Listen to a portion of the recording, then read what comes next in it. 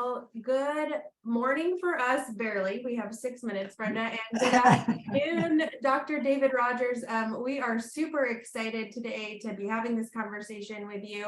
And so just a quick introduction. We are a Readiness Group. We are a training and development company, and we work with a lot of high stress, high threat professionals, mainly military, first responders, teachers, and as well as medical professionals, and we do lots of resiliency work. I am Dr. Kelly Guidry. I have my doctorate in counseling and counselor education, and I will pass the mic on to you, Brenda, before we get to meet Dr. Dave. Thanks, Kelly. Gosh, so excited to be here today. I am Dr. Brenda Tillman. I'm a licensed clinician in trauma. Actually, I'm an EMDR solution-focused therapist. So we're excited to get some insight today from Dr. Rogers. And how about for you, Dr. Rogers, will you introduce yourself? Sure. It's a honor to be with you today. Thank you for the invitation. I herald from Chocolate Town, USA. Hershey, Hershey. Oh, yeah. And just so the viewers don't think this was set up, today actually is National Chocolate Day. So what a nice coincidence. That is a nice coincidence. Yes. I've been in practice for about 40 years and a specialty in clinical psychology, but a specialization in working with first responders, law enforcement in particular. I've had my last 25 years working with and embedded with the Pennsylvania State Police. And we recently got a new commissioner, which I'm excited about.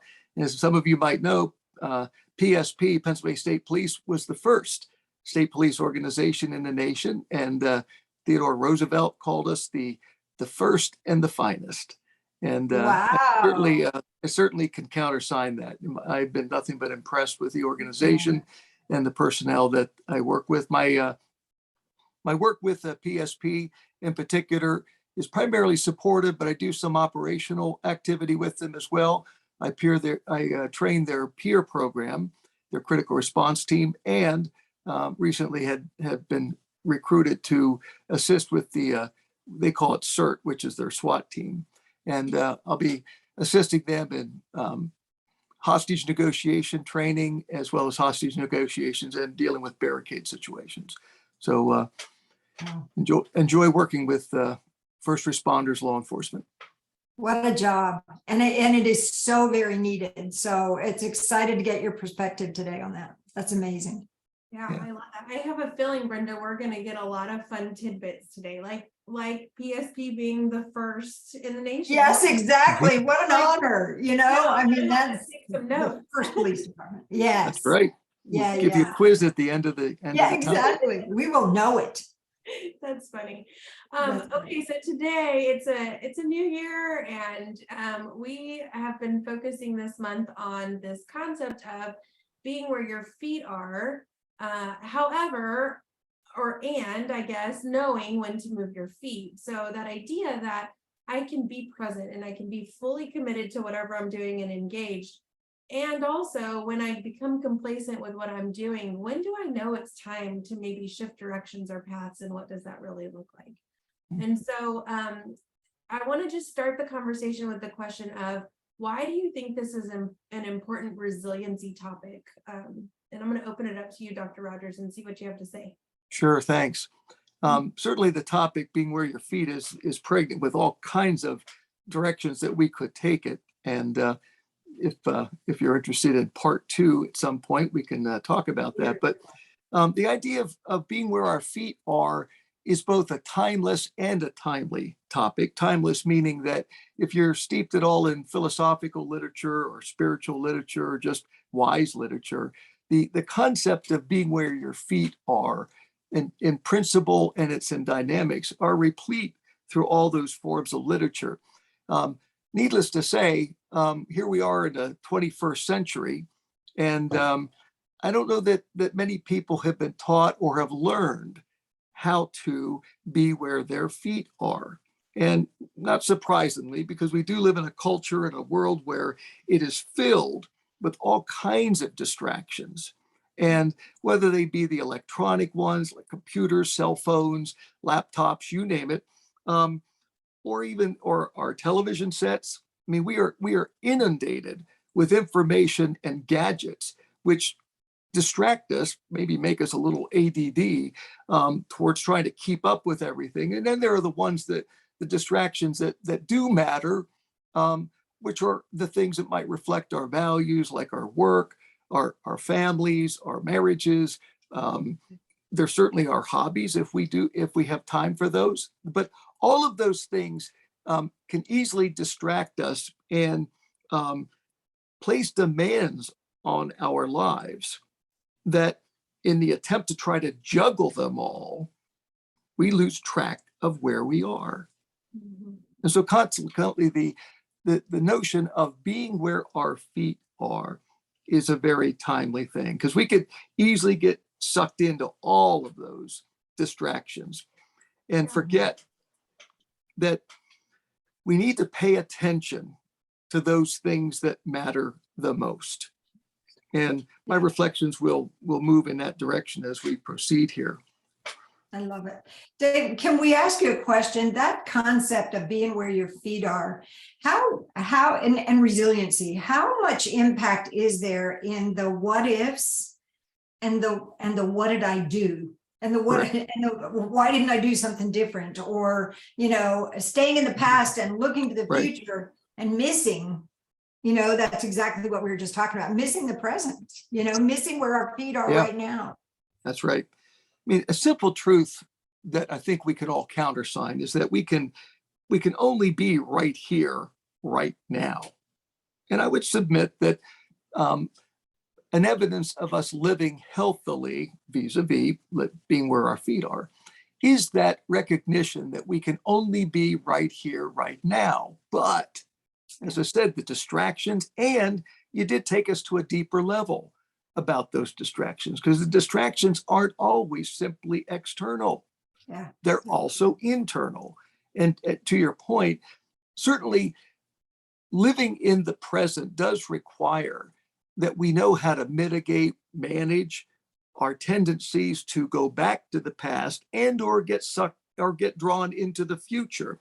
In fact, the fact that if we have the past filled with traumas or regrets or misgivings, or if we're perfectionistic and think that we should have done everything correctly, we're easily hurled into the past. Alternatively, for those of us that are more inclined towards anxieties, that is, things we anticipate or fear or want to have happen, but are struggling with, can we make it happen? We could get easily projected into the future and sucked out of the here and now.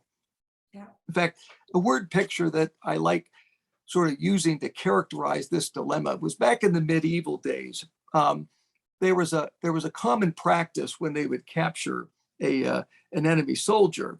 What they would do is that they would tie 4 wild horses to each of their extremities, Remember and that. then make them like take off. Well, Yes. as the recipient, that wasn't a very pleasant thing.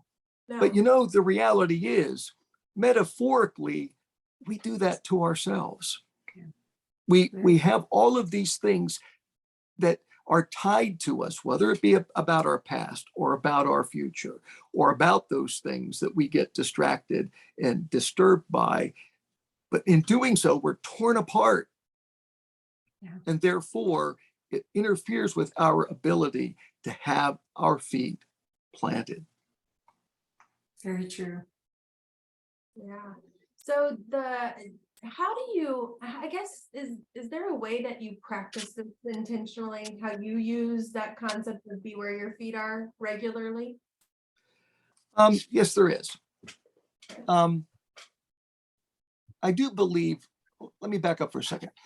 I believe integral to this idea of having our feet planted is about the fact that most of us we've lost our sense of the basics in life. And one of the basics in life is this thing called time. Now, the viewers might notice that I have over my right shoulder here a timepiece. Little factoid, I'm an antique clock collector. and have about 80 Oh, antique clocks of all sorts in my house and my offices and my resort property. And many of them do strike, by the way. So it's like a cacophony of sound, particularly at midnight. My But house is exactly the same, Is so. it Yeah. becomes white noise. But Yes, yeah. time is always been one of those realities that we've had to deal with, obviously. And how we've measured time as a race or as humans has varied over the centuries and the millennia. But one that was probably used more like 500 years ago or so was the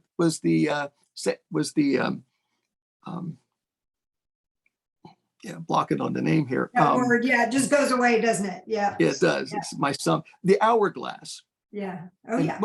most everyone knows that the hourglass was that device that had two glass chambers to it connected by a little space in between, that the top chamber was filled with sand, and it was calibrated in such a way that when the sand was depleted from the top chamber into the bottom chamber, you knew it was that amount of time. Okay. And I would submit as a second word picture that our lives are much like that hourglass. Now, there are certain truths about the hourglass I'd like to highlight, because it'll come back to the issue of living in a way that we have our feet planted and that we learn where our feet are, learn to be where our feet are. Three things that come to mind. When we are born, let's say that metaphorically, that hourglass is flipped so that the sand starts flowing downward. A truth that we all have to reckon ourselves with is that the amount of sand that is there, we don't know. Yeah. Yeah. None of us knows how much sand Mm. we are allotted. As an aside, about 7 years ago, I woke up one day with a lump in a part of my body that hadn't been there before. And I was the sort of the poster child for physical fitness. I figured, gave myself a hernia or something, Yeah. only to discover that for a period of probably 5 years or more, I had been percolating a form of cancer that by the time it manifested to even know to look for it, I was a dead man walking. Wow. I was given a 1 in 10 chance of surviving it. Wow. Well, I was acutely confronted with the fact that my hourglass potentially had a lot less sand in it than I was anticipating. Okay. And that's the reality. And we all know somebody that we would have anticipated them having a lot more sand, and then they're gone. So that is a reality that we all face. That fact that none of us knows exactly how much sand is in the top of our hourglasses. So time is not promised. It's not guaranteed. Okay. And it's a reality we have to come to grips with. A lot of us don't like thinking about that fact, Mhm. and not being mindful of that, I think, predisposes us to that sense that we're timeless, and therefore it isn't as exigent how we go about dealing with the reality that we only have today Yeah. and we only have this moment. So that's that tendency to not emotionally, existentially, spiritually, philosophically, whatever you want to call it, not being mindful of that fact when it is one. But there's a second fact about time. That is, as that sand is going from the upper chamber to the lower chamber, we can't stop it. It will just flow very naturally. And not only can I not stop it, but lots of times we do things that ignore that reality as well. So even if we've entertained the fact that we're going to not be eternal, at least in this dimension, most people don't think about how that sand is moving from the upper chamber to the lower chamber. And most of the more seasoned viewers, as well as I would assume Brenda and I, because Kelly, you're much younger than us. You'd assume, right? Yes, we are acutely aware Yeah, we are. of how much sand has already gone by, has transpired. Now, when I was given my diagnosis that I had 1 in 10 chance of living, I was fortunate in that I was an old guy by then. In other words, most of the sand had already gone from the top to the bottom. Statistics say that men live to about an age of 79. Okay. Mhm. And Mhm. I was over 2/3 of the way there. Yeah. And so the fact that I had the benefit of 2/3 of my life spent and could look back, not with gross regret, but I was confronted about the fact that that sand is still flowing. And it was going to be crucial, especially for my psychological survival. It was going to be crucial that I be mindful about each single day. Yeah. In fact, as I give talks on this, I mentioned that when I was given that diagnosis, my first question to the oncologist was, because he told me I had a 1 in 10 chance of survival. I simply looked at him and said, so what do I got to do to make it a 2? Yes, that's amazing. So I got a chance, what do we do? Yeah, because I had no illusions, because I had treated cancer patients, had worked in medical settings. I knew it was a nasty disease. Some of my patients passed, others survived, but I knew for a fact that that cancer had the ability to kill my body. Yeah. But I refused to let it take my life. Wow. So I was intentional, mindful about every single day. And in fact, the day I was diagnosed with that, I immediately went out and got a Fitbit because I believe, my routine was to be constantly, going to the gym, taking steps, etc. But when I got that diagnosis, I figured that, if I can stay one step ahead of this disease, There you go. That's I'm the going to plan. survive. And Yeah. here I am 7 years later, cancer free. Yeah. Now, I don't Wow. know, I'm not saying that I had complete control over the disease. What I do know is that I lived my life through that whole process, being prepared for the possibility that that sand would run out. But it was not going to interfere with my being where my feet were Oh, that's amazing. and seizing each single day. And that's a reality. Whether we face a terminal diagnosis or not, we're all terminal. Right.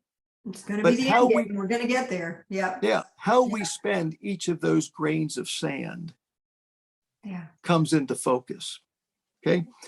The David, third thing, go ahead. can I just ask you something? Because you just mentioned whether it's a terminal diagnosis or not. I think one of the greatest challenges, and you've worked with police for so, with first responders for so long, and I'm really interested in finding out what you think. It's so difficult. Change is so difficult for that group of people. And so a terminal diagnosis does make people step back and say, okay, now what? I got a battle to fight. I'm going to fight the battle, or some give up and don't fight the battle. Right. But it does make you look at something and say, my choice is. How do we get people who need to look at themselves where they are just because they've lost their joy in life, they've forgotten their why, just because life is no longer what they wanted it to be, their relationship is stale, or they're losing it, how do you get those individuals, and especially first responders, how do you get them to look at where their feet are right now and say, what do I want? Excellent question. Because that fits with the third thing about time. And that is, once it's gone, we can't get it back. Yeah. Yeah. And that is one of the things that hits you smack in the face with any kind of crisis experience. And what you just described, where someone, has been distracted, they've been caught up in life and all these other things that have torn them apart. And they feel the consequence of that.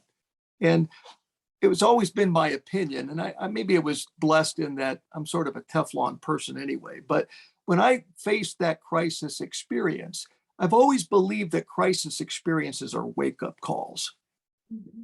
So the importance of pain, no matter the source of the pain, is it wakes us up. And the good news is that crisis experiences and the consequential wake-up calls can serve as ending points of certain patterns that we need to change. And going from someone who's being torn apart at the seams by all of these things that are ultimately extraneous or irrelevant to life. The good news is that we awaken to that, hopefully won't fall back asleep to it. But in our awakened state, we can use crisis experiences as turning points. Right.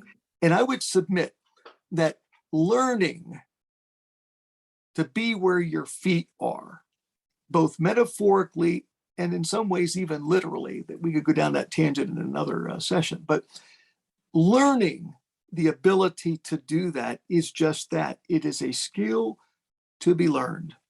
Mm-hmm. Mm-hmm. And therefore, these wake-up calls can be the catalyst we need for change. Okay? Because the truth is that time is without question our most valuable resource. When it's all said and done, time is our most valuable resource.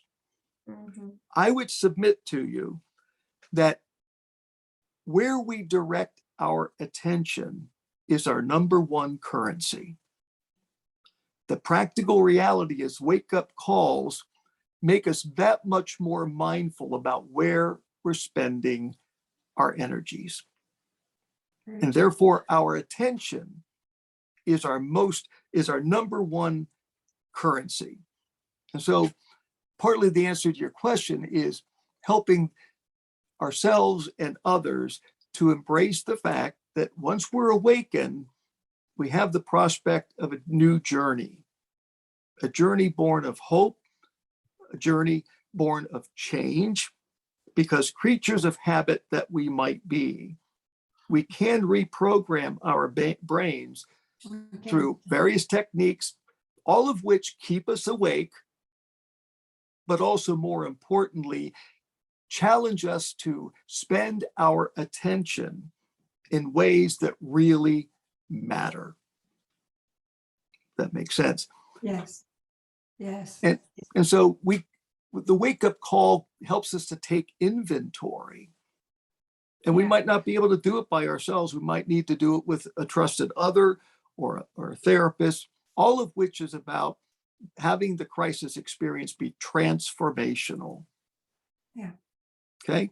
Now, I do have an opinion that once we awaken to that, the best place to invest our dollars of attention are ultimately those things that really matter.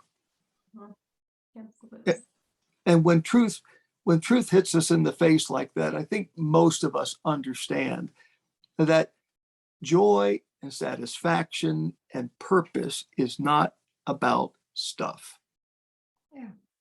Yeah. Okay. So crisis experiences can compel us to close our laptops, put down our phones, turn off our TVs, get unplugged, literally and symbolically, from those things that suck the life out of us, and instead get plugged in to the things that really matter, that bring a sense of purpose, that bring a sense of meaning. And those things are relationships. Yes.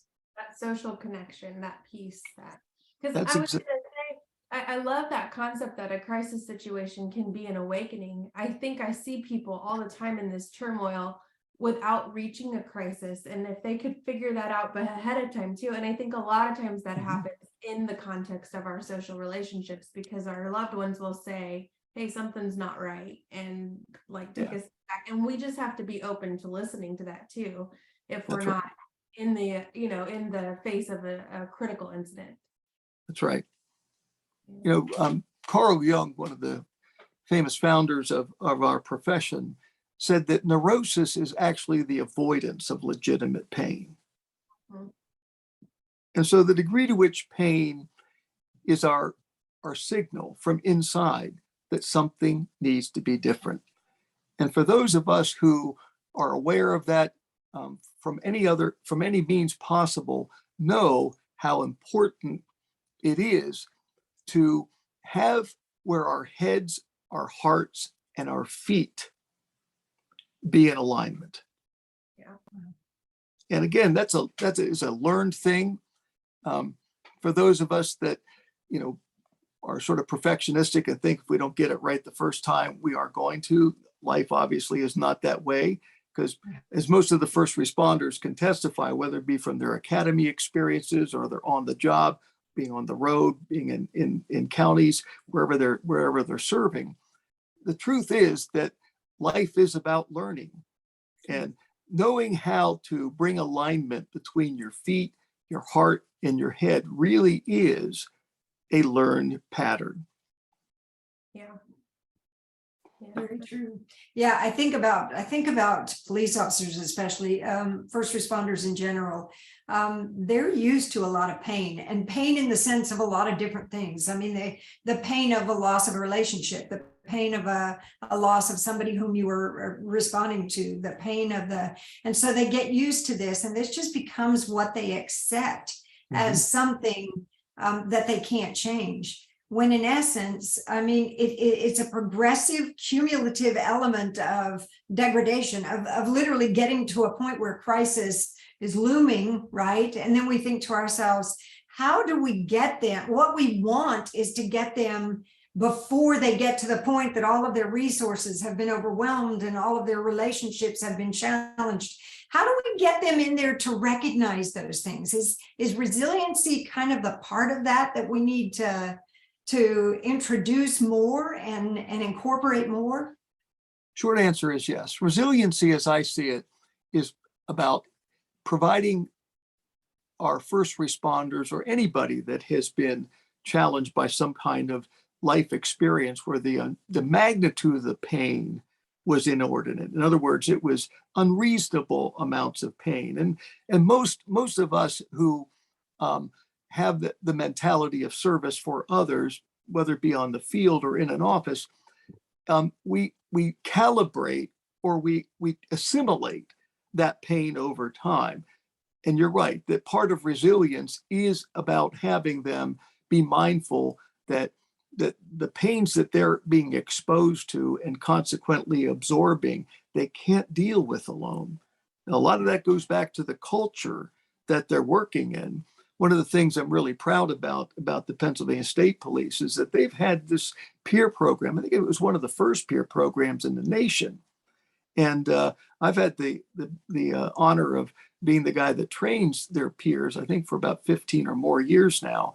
And, these emissaries, if you will, these peers, live the example of what it's like to lean into painful circumstances and get the message out that whether it be the tears about those things or the distress about those things, those are not signs of weakness.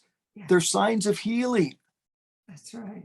And so part of it is also working with the agencies themselves, because that kind of mentality is a top-down thing as well, where, making sure that if critical incidents happen, that the agency has a mechanism like crisis teams that can come beside those affected and orient them to the customary, the usual things that the psyche will experience in the face of those things, so they don't absorb that shrapnel and go forward as if it's not there, because it will fester.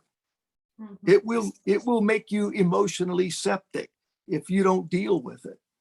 And so resilience is about creating the mentality, not just in crisis experiences, but the day-to-day rub that happens. And resiliency is about equipping the personnel with the Teflon coat that needs to be reapplied in order for them to manage it correctly, recognizing shrapnel is going to go right through Teflon, and it requires a separate procedure. But that's where the CISM teams come in. That's where EMDR comes in. That's where talk therapy comes in, because the reality is that most of the things that cause pain for us are shiny objects, but those shiny objects are usually the result of people, whether it be a car accident or whether it be a projectile or a blade. All of those things involve people. And because people cause the pain, only other people can heal the pain. Wow. So resilience is about equipping them with the tools to sort of manage the day-to-day stuff, whether it be the meditation stuff, or if the person's more kinesthetically and somatically inclined, so that for them, doing yoga or something of that sort, which is about decompressing and emotionally cleansing themselves, de-stressing, if you will. I work out 4 or 5 days a week. Yes. That is one of the primary ways I de-stress. But that doesn't cover it all. That's why I have relationships. I'm married to a shrink. So, I mean, you have to have people in your life that you can be Yes. transparent and vulnerable with. Yes. Yeah, for sure. That's for sure. Call Well, that- that's amazing and amazing stuff. I just like to ask one last thing and then I'll let Kelly kind of wrap it up. But David, if you could tell police officers, first responders, one thing right now about caring for yourself and valuing those moments, what would you tell them? Just something that really makes them Sure. aware of what's happening. I would herald them back to, again, their basic training. Because the truth is that basic training is just that. It's fundamental. But in a critical incident, your basic training will be your reflexes. That's right. Therefore, I would be encouraging officers to, if they're in this awakened state and they realize that part of their basic training emotionally is about working with the principle that how we do anything really is how we do everything. And therefore, it is important for them to realize that the antidote for survival in that profession is knowing where your feet are planted. It's about learning how to plant your feet and know where your feet are, which is about making sure your connections with others, your connection with yourself, are the investments of that currency of attention that you need to make. Because for all of us, the sand is passing. Yeah, it is. Yeah, and I love that concept that it's a self-assessment, right? So I'm taking kind of that inventory of what am I doing? Because that becomes the point of and where do I move my feet? Because if I'm taking the inventory and I'm recognizing, gosh, I'm spending 50% of my time doing things that I absolutely hate and make me miserable. It's time to, reinvent that and figure out where your investments of time need to be at that point. Exactly. And it is a learned pattern and it happens one day at a time. Yes. Yeah, that's for sure. Beautiful. Yeah. So anything else? Anything else you want to add or major takeaways before we kind of wrap it up for the day? The inspiration I think that most of us have is to try to make the most of our lives. I think that's what draws most first responders into their profession. They want their lives to matter and people matter. Yeah. And to encourage them and ourselves to work at staying awake, to not let ourselves do sleepwalking. That is just sort of going back to these distractions and getting those horses tied to our limbs and just tear us apart. Instead, to know where our feet are, be where our feet are, and work in that process of making sure our heads and our hearts and our feet are all together at that moment, in that moment. Yeah, Beautiful. I love that. Yeah. What about you, Brenda? Any final words that you want to add to this? No, I just want to, David, thank you so much for being with us today. And we'd love to take you up on doing this again. This is going to be a topic that is, because change is hard for first responders. We get in a habit of muscle memory. And that's what your training is. I mean, you go back to it, you use that muscle memory, and man, somebody says to you, look, you need to vector this a little bit differently or change this. And it's like, what? And so, yeah, the opportunity to share some of these before we do trainings, before we do interventions. I mean, this is just great stuff. So we'd love to take you up on that again. Well, I look forward to it. And thank you again for your invitation to join you today. Beautiful. Thank you. And I will include the link to our most recent newsletter, which is all about being where your feet are. So you can go and check that out if you want to take a deeper dive. We love talking about this stuff. So if you have questions, comments, concerns, if you have complaints, ask those too, not me. And we just thank y'all for being here today. So Yeah. thank you guys. Thank you. Thank you again.